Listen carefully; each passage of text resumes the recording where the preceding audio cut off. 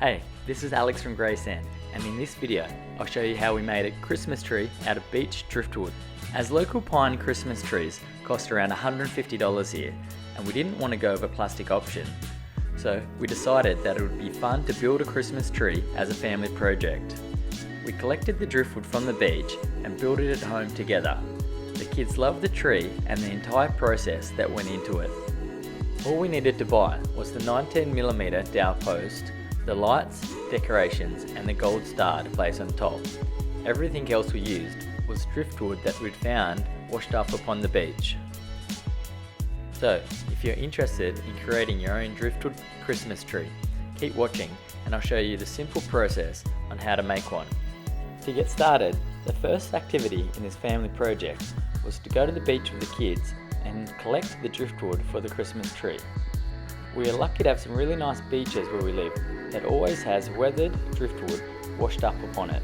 After slowly collecting driftwood on our beach adventures, we finally had enough to start to build the Christmas tree. Collecting the driftwood is the funnest part of the project, because once we get home and start to create the Christmas tree, this will mean the boys are going to get into all my tools where they're just trying to help, but for them it's mostly running around, fighting with each other and losing my tools into the garden. Basically, the boys are having the time of their lives while giving me many new grey hairs.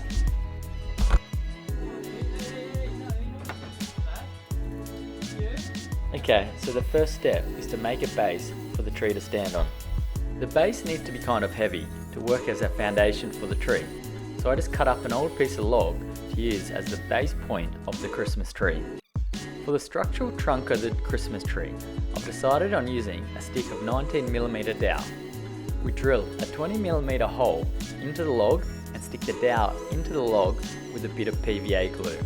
I'm just going to stick it in roughly plumb, but as I have a ceramic plant pot for the base to go into later, it doesn't have to be 100% accurate. Once the 19mm dowel is installed to the base, I draw a 20mm hole through the first piece of driftwood that's going to be about 900mm long. We install the first couple of pieces of driftwood just to test out that our design is going to work. So the plan we're going with is to use the driftwood of around 30 to 60mm in diameter, starting with the thickest pieces first. The first piece is about 900mm in length, and then each piece we're going to take off about 10 to 40mm of length. So the tree will taper off from 900mm at the bottom to about 70mm at the top, with a height of around 1200 mils or 1.2 meters. This is an easy, simple to follow design.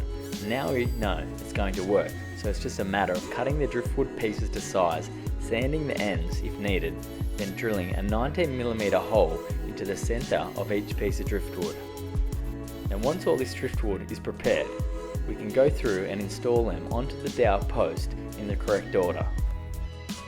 As the dowel trunk is 19mm in diameter, I found that creating a 20mm hole helps to slide the driftwood pieces on much easier.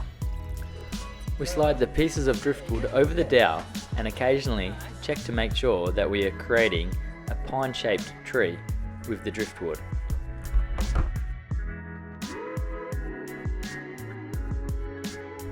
Due to a bit of rain, we moved the project around the back where we could place all the tools under cover.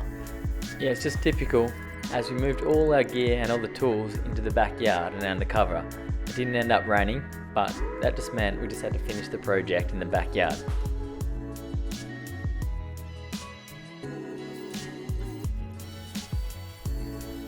Towards the top of the tree, the pieces of driftwood became smaller and thinner. This meant I needed to go down to the 19mm speed bore to avoid any splitting or cracking of the driftwood. And then to help the timber slide on easier, I gave the dowel post a bit of a sand with my orbital sander. Okay, that's the tree almost finished. Once we placed the last small piece of driftwood in place, we then added the gold star.